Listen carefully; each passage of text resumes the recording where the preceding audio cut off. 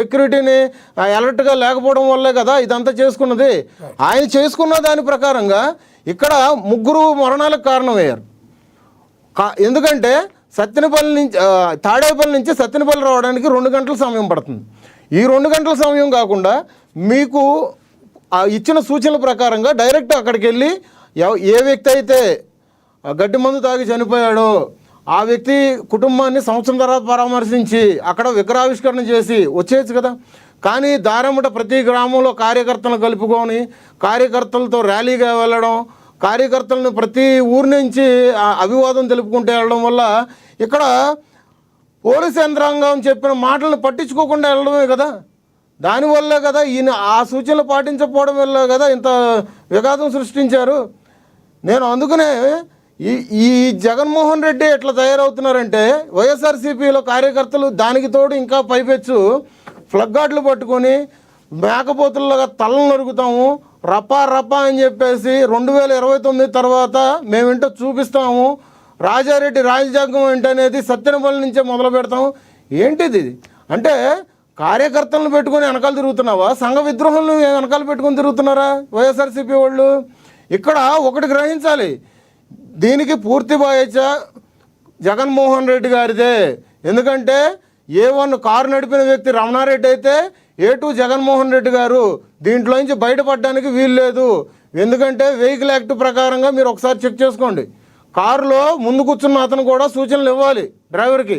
ఆ ఇవ్వకపోవడం కాకుండా బయట వచ్చి అభివాదం తెలపడం, ఆ ర్యాలీలో కార్యకర్తలను మీద పడిపోవడం ఎంతవరకు కరెక్ట్ అది?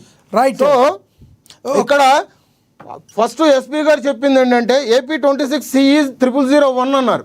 కానీ వాళ్ళకు 3 రోజుల తర్వాత దొరికిన ఫుటేజ్ ప్రకారంగా చూసుకుంటే అక్కడ ఒక వ్యక్తిని కారు కింద తొక్కిచ్చిన తర్వాత అప్పటికే ఎస్పీ గారు అంతకుముందు కూడా చెప్పారు భుజం మీదకి కారు AP 26 CE 0001 కారు ఎక్కిందన్నారు. కానీ అక్కడ పర్టిక్యులర్గా మీకు కనిపిస్తూనే ఉంది, ఇక్కడ భుజం మీద కారు ఎక్కి ఆ మనిషి ఆపస్పరక స్థితిలో ఉంటే ఆ మనిషిని తీసుకెళ్ళి అక్కడ డివైడర్ మీద పెట్టేసి ఎంతవరకు వెళ్ళడం?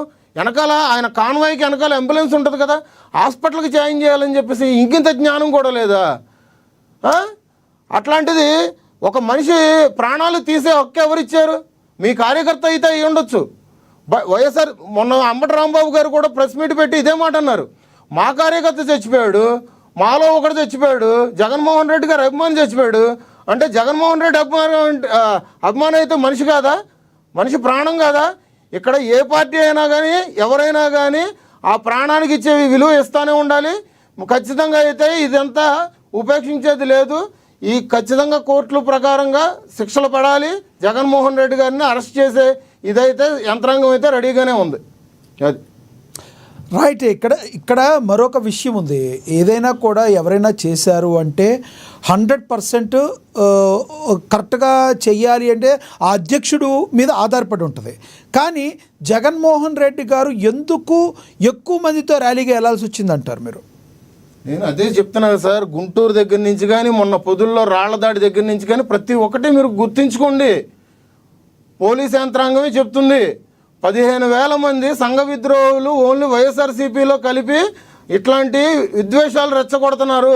అక్కడ చూస్తున్నారు మీరు వీడియోలో, ఆ వీడియోలో చూస్తున్నారా? వేట గొడవలు పెట్టుకొని ఒక చిన్న కత్తి పట్టుకొని బయట రోడ్డు మీద తిరిగితే పోలీసులు ఊరుకోరు. మరి ఏం చేస్తున్నారు? పార్టీ జెండాలు పట్టుకొని కాదు, వేట గొడవలు పెట్టుకొని ప్రభుత్వాన్ని గుర్తించే పనిలో ఉందా? మరి ఆ రకంగా చేయటం ఎవరికి కూడా కరెక్ట్ కాదు, సమాజానికి వేరే రకంగా వెళ్తుంది. ఎవరైతే ఈ గొడవలు పట్టుకుని ఈ రకంగా ఉన్నారో ఆ కార్యకర్తలను గుర్తించే పనిలో ఉందా, లేదంటే ఓన్లీ అభియోగాలు చేయడం వరకేనా? ఖచ్చితంగా అయితే ఇప్పుడు కార్యకర్తలు దాంట్లో కార్యకర్తలని చెప్పుకునే సంఘ విద్రోహులను అయితే పట్టుకునే పనులు అయితే పోలీస్ యంత్రాంగం అయితే ఉందండి. దీనికి తోడు మొన్న కూటమి పాలన ఏడాది పాలన తర్వాత సుపరిపాలనలో ఒక మీటింగ్లో కూడా మొన్న పవన్ కళ్యాణ్ గారు కూడా అధికారులకి చాలా సీరియస్గా చెప్పారు, ఇట్లాంటి పిచ్చి వేషాలు వేస్తే ఊరుకునేదైతే లేదు, ఉపేక్షించేది అయితే లేదు. ఇది మంచి ప్రభుత్వం, కానీ ఇట్లాంటి సంఘ విద్రోహ చర్యలు చేపడితే మాత్రం కఠినంగా ఉంటాయి చర్యలు అని చెప్పేసి హెచ్చరించారు కూడా. రైట్. అది ఒకసారి వాళ్ళ పార్టీలో ఉన్న నాయకులు కానీ కార్యకర్తలు కానీ ఒకసారి గుర్తు చేసుకొని ఇటువంటి మళ్ళీ పునరావృతం కాకుండా ఉంటే మంచిదని చెప్పేసి ఆంధ్ర రాష్ట్ర ప్రజలకు మంచిదని చెప్పేసి మేము తెలియజేస్తున్నాం. ఎస్ మళ్ళీ మాట్లాడతాం మీతో. మనం ఒకసారి వంశీకృష్ణ గారితో మాట్లాడదాం. వంశీకృష్ణ గారు,